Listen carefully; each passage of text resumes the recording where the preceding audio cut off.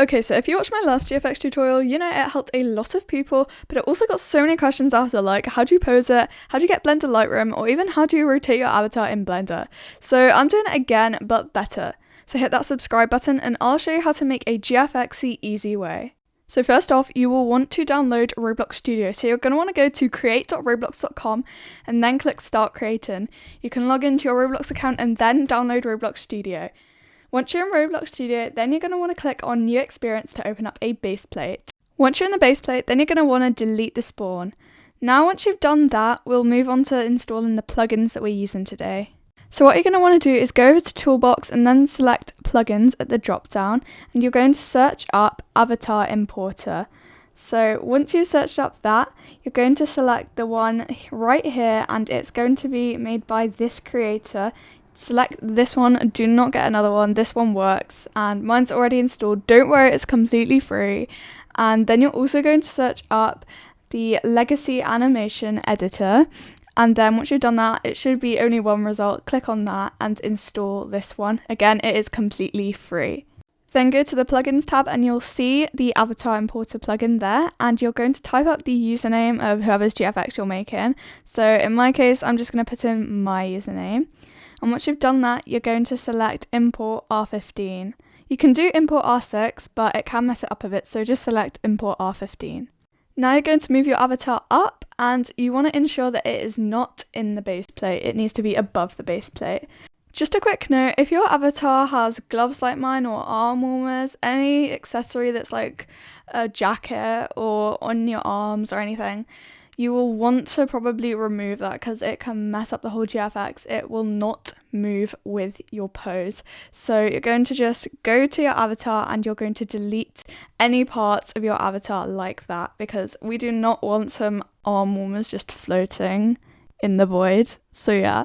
Then go back to the Plugins tab and select the Legacy Animation Editor, select your rig, and then you compose your avatar. Because I had some questions on the posing front, I'm just going to speed up how I pose it so you can kind of watch how I do it.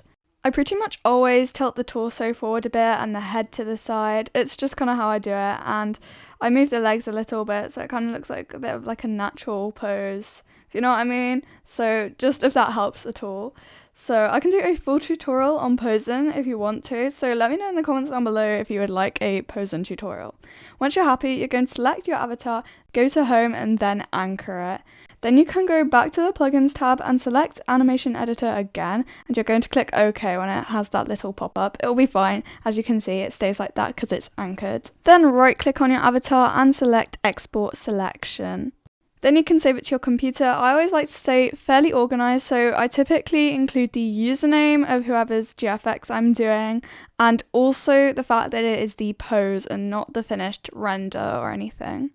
So now let's get Blender Lightroom. I will put a link to Blender Lightroom in the video description, but as this video isn't up yet, I can't use this video's description yet, so I'm using my previous video's description. If you don't have Blender itself, I will include the link to Blender, which is blender.org by the way, and basically you can then select whatever version of Blender you want to download. If you have an older computer, you might need to download an older version of Blender, but that typically works perfectly fine for making a GFX. Okay, and to get Blender Lightroom itself, then the link is, I can't really say it, it's a bit more complicated, but I will definitely link it in the description of this video, and basically it will link to a Google Drive file, and basically just click download and it'll download to your computer, and it'll look somewhat like this. So you're going to want to open Blender and then open the Blender Lightroom file. Your computer should automatically open it in Blender, and then you're going to want to go to File and Import and select wavefront.obj. Then you're going to want to import your avatar. Make sure it is the OBJ version and not the .mtl or anything, because it is important it is .obj. To move your avatar into the Lightroom, you're going to select this button here, and it should pop up some arrows, and it works fairly similar to like in Roblox Studio.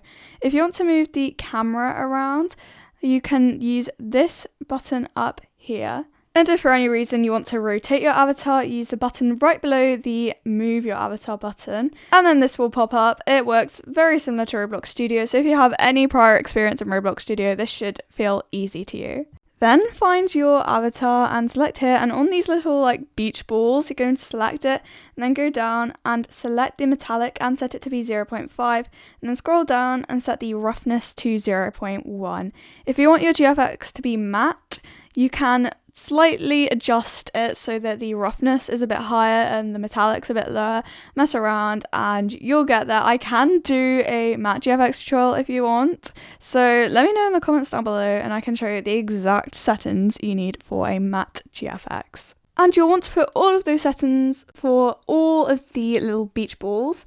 Now let's move on to lighting. So you're going to select the light, and then you're going to select the upper one of the two drop downs, and you can then basically set all of these little beach balls, which is one of the lights around your avatar, and you can set that to be whatever colour you want. I would recommend not doing it too dark. And by the way, if you want to see this all in colour, select this button up here and then just wait a moment and it's all in colour so you can see how it's looking. Okay, so now you're going to want to select this button over here and go to view, then select navigation and then walk navigation, and you can move the camera around with your W, A, S and D keys like in Roblox Studio.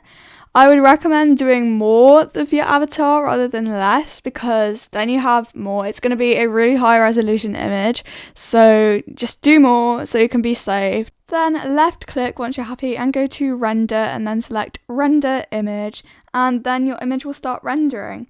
You're going to want to wait until it is 128 out of 128, because that will be when it's finished. It won't actually let you save it until it has got to that final render result. And once it has finished rendering, select image and then select save as. When you save it, I would recommend putting somewhat along the lines of render in the title of the image, just so that you know that it is the render. Okay, so for the next bit, I am going to use CapCut, but you can use anything like Photoshop or, photopea. You can use literally anything you like for this. And I'm basically going to import a background for the GFX to start off with. You can get loads of great backgrounds off Pinterest, and I can leak all of my GFX backgrounds if you'd like. So I can do that in another video. I'd love to know if you'd like me to do that, because I totally can. And basically, yeah, just import a background, and once you've done that, you can start importing some overlays. Here you can see I am just changing the opacity of some of the overlays I'm trying out using the mask feature, so I can figure out how much of that overlay I would like to show. So I can do a full tutorial on how to get the best backgrounds for your GFXs, so yeah, I can do that. There are loads of videos that I could do, but I just don't want this whole video to be taken up by how to do a great background. So yeah, you can then also import the render of your avatar, of course, and yeah. Once you're happy with it, go to export and always select 4K, and then you can save it to your device. And if you want, you can screenshot it so it is an image. And then you will be finished with something that looks a little bit like this, hopefully. So yeah, that is how to make a GFX. I can also do a tutorial on how to add some text to your GFXs for free in Blender. So I might do that in the future. Subscribe so you don't miss any future content. So yeah, have a great day guys, and why not check out this video?